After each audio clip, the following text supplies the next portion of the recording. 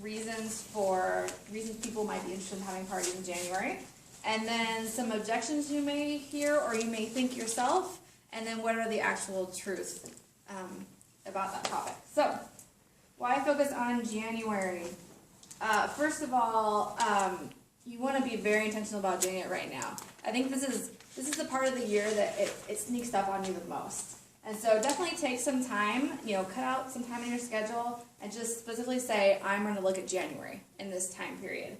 Because if you don't, you'll get to the end of Christmas and you'll think, oh my gosh, what just happened? So why focus on January? One of the major reasons is because it really sets a tone for the rest of your year. For those of us who have been in Usborne for several years, we can tell you that we can look at our January and we can pretty much predict how our sales and everything else are going to go the rest of the year. Because if you're going strong in January, you'll just keep going the rest of the year. Whereas if you're having to restart your business, it takes a couple of months to get things going again. So it definitely sets a tone. It's also harder to restart your business. So like if you're riding a bike and you stop, you got to take extra energy to push and get going again. It's the same thing with our business. If we don't think about January and we get to January, we have nothing on our calendar, it takes so much extra energy to start up again, to make those phone calls, to get things going again. And so if you already have things on your calendar going into the new year, it's just so much easier. It takes so much less work, so much less energy. And after Christmas, those things without less energy are good things. So have your goal of having at least 3-4 things on your calendar in January. I mean, shoot higher if you'd like, but at least make sure you got something to come back to. I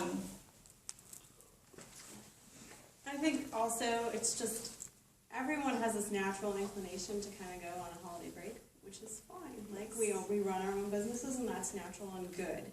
But you want to make sure that you're actually you're on vacation. You're not stopping.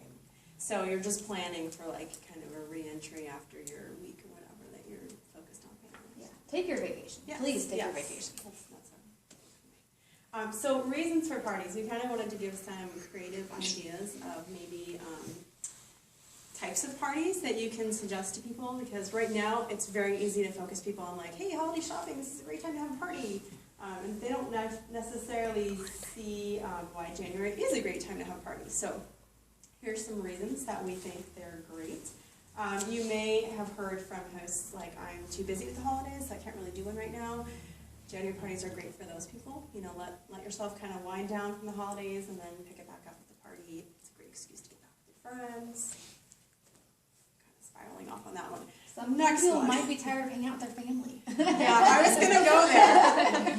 Yes. New catalogs. Obviously, that's a very easy, good reason. We will have a lot of new titles that they won't have seen, so that's a very fun reason to have a party. Another couple of fun ideas that I've seen are new resolutions. So the kind of theme is make a resolution to read more with your kids or get kids into reading, something like that. And then the other one is, I think this one's kind of funny, but the get what you really wanted party. So, your kids kind of just got inundated with a bunch of toys that make a bunch of noise and a bunch of clutter, and what you'd really like them to be doing is kind of sitting and reading and spending time with that. So bring your friends together, get everyone what they really wanted. And tied in with that, too, is that a lot of people also will have been given money as gifts, and so it's something that they can carry through to the party. Oh, yes. Okay, so objections. So you've suggested one of those awesome ideas, and you might be hearing some things back, oh, you know what? I don't think any of my friends have money left after spending all that on holiday gifts. And it's true. A lot of money is spent that time of year. However, I want to highlight one of the things she just said.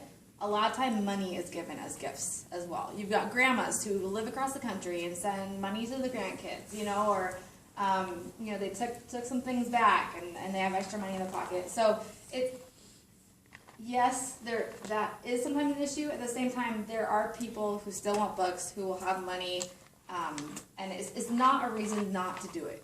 They will have enough friends that will be interested. Everyone has just been so busy with the holidays. I kind of feel like they're just really all partied out. What's actually interesting is that the exact opposite is true. Yes, party, party, party, all through November into December, and then January happens. And here, here in Seattle, we are stuck in our houses. It's raining. We just need a girls' night desperately. And so what we've actually found is that people want to get out with their friends. They want to have a reason to get out of their house, go hang out with their friends, have a girls' night, treat themselves. They've worked so hard. They've baked all these cookies. They've done all these class parties and made all the handmade gifts. And they just need the time off. And so January is actually a really great time for a girls' night. Oh, and people don't need to buy books after the holidays. Yes, they do. They do. I remember one thing that Tabitha said when I first started is that bookstores don't close when Christmas is over. People are always shopping for books. You've got birthday parties coming in January and February and March. You've got moms who are thinking ahead to midwinter break that comes in February. What are you going to do with your kids for a week when it's raining? Hello, get them some books. So there's always reasons to get new books. And so it's just a matter of kind of to highlight everything we just said. You'll hear objections once in a while, but it's really just helping people hear the truth and hear that these books are valuable. Your friends want to have a girls' night. They want to hang out with their friends, and they will be thankful that you invited them to have access to these books. So, any questions or thoughts about January? In the past, have there been internet specials on Christmas books in January? I know a lot of people like to buy Christmas books and wait till they're on sale to buy for the next year. Yes, Any people know if that's ever happened? No. And usually, one thing we didn't mention on there, another good reason to book a party in January is that historically, January and February hostess benefits are really, really good. I mean, you don't want to advertise, tell them specifically, but the last few years it's been like double free. And so it's been a really good time for hostesses. So just tell them that we anticipate a really good hostess special in January. Yeah, and December is double free, and it is always double free in January. Who knows what home office is going to do, but it's not going to be less than that. I haven't seen them do more than that, but it will be at least that. Yeah. Home office really sets us up for success well in January. Yeah. And double free at 400. No, lower. it's I think it's always the $350. lowest host special to like requirements, sales requirements. But I'm pretty sure that my first $1,000 home show was in January. Is it a new kit too? Consultant? Yes. Yeah, every time we get a new catalog, a new kit comes out reflecting some of the new titles in it.